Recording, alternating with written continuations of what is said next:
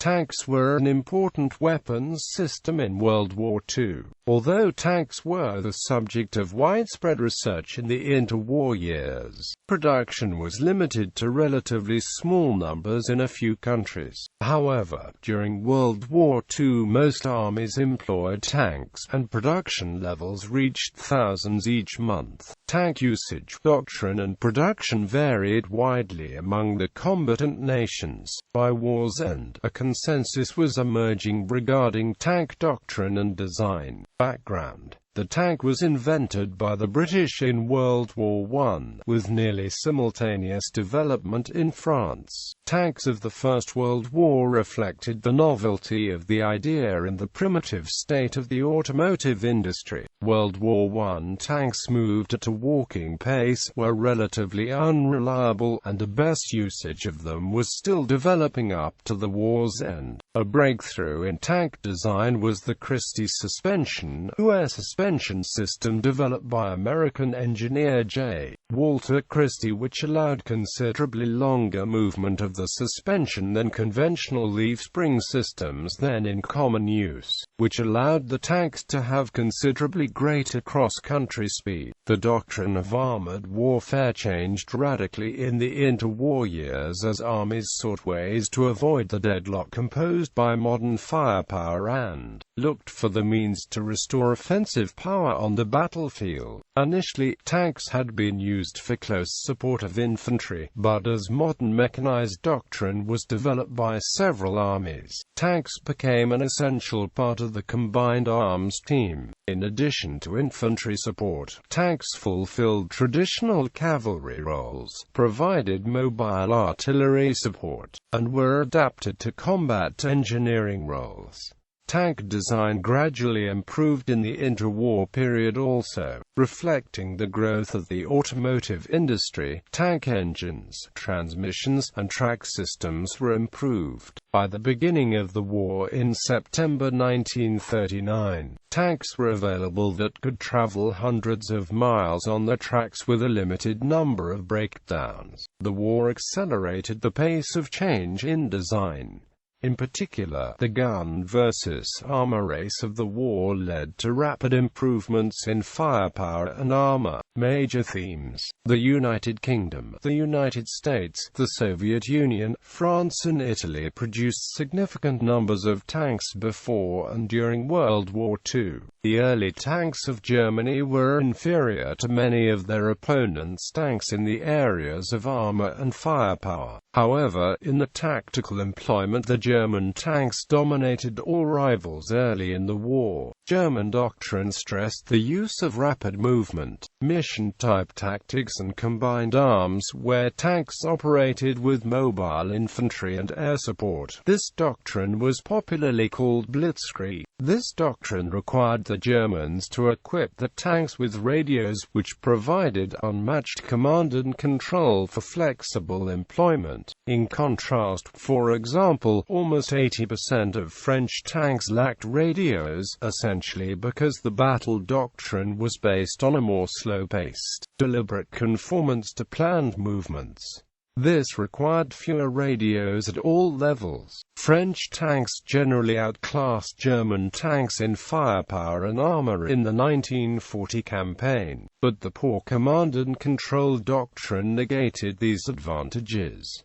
By 1943, two-way radio was nearly universal in all armies. A trend towards heavier tanks was unmistakable as the war proceeded. In 1939, most tanks had maximum armor of 30 mm, a list with guns with no larger caliber than 37 to 47 mm.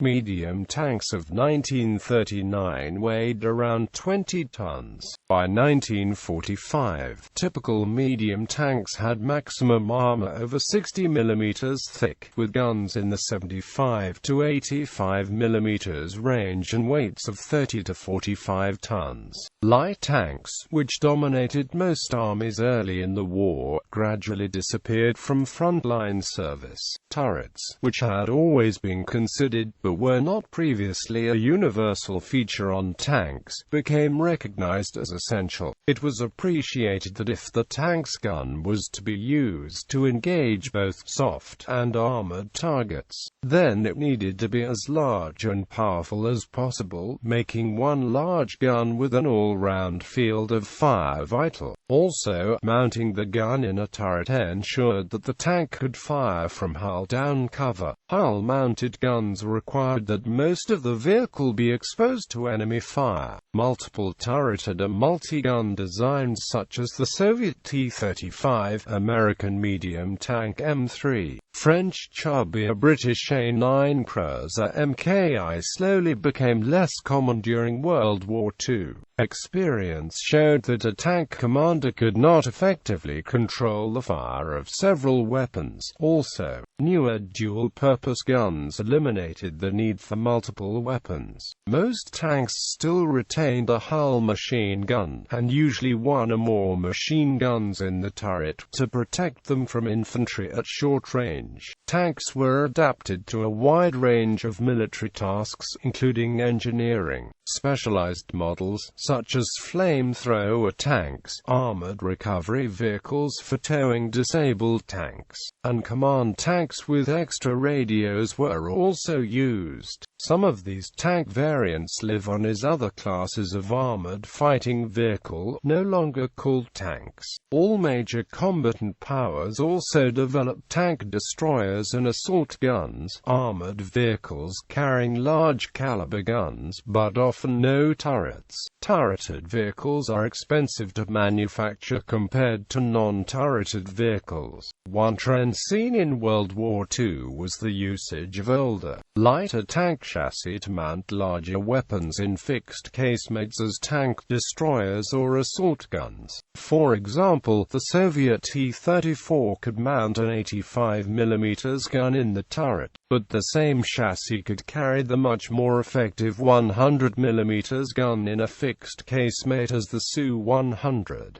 Likewise, the obsolete German Panzer II light tank, too vulnerable for a direct fire role, was modified to take a powerful 75mm PaK-40 gun in an open-topped, fixed casemate as the Marder II self-propelled artillery piece. The German tank destroyers Panzerjäger were basically made taking an existing anti-tank gun and mounting it on a convenient chassis to give mobility, usually with just a three-sided gun shield for crew protection. For instance, 202 obsolete Panzer I light tanks were modified by removing the turret and were rebuilt as the Panzerjäger I self-propelled Skoda 47mm anti-tank gun. German tank destroyers based on the Panzer III and later German tanks were unique in that they had more armor than the tank counterparts. Fully enclosed casemates on the Germans' Sturmgeschütz assault guns from the beginning of the war set a pattern used later by the similarly fully enclosed jagged Panzer casemate-style tank destroyers, with the Soviet similar Samochodnaya Ustanovka assault guns being used for the same dual-purpose roles. However, the lack of a rotating turret limited the gun's traverse to a few degrees. This meant that the entire tank normally had to be turned onto its target by the driver, a much slower process than simply rotating a powered turret. If the vehicle became immobilized due to engine failure or track damage, it could not rotate its gun to counter opposing tanks, making it highly vulnerable to counterfire. This vulnerability was later exploited by opposing tank forces. Even the largest and most powerful of German tank destroyers were found abandoned on the field after a battle, having been immobilized by one or more hits by high explosive or armor-piercing shells to the track or front drive sprocket.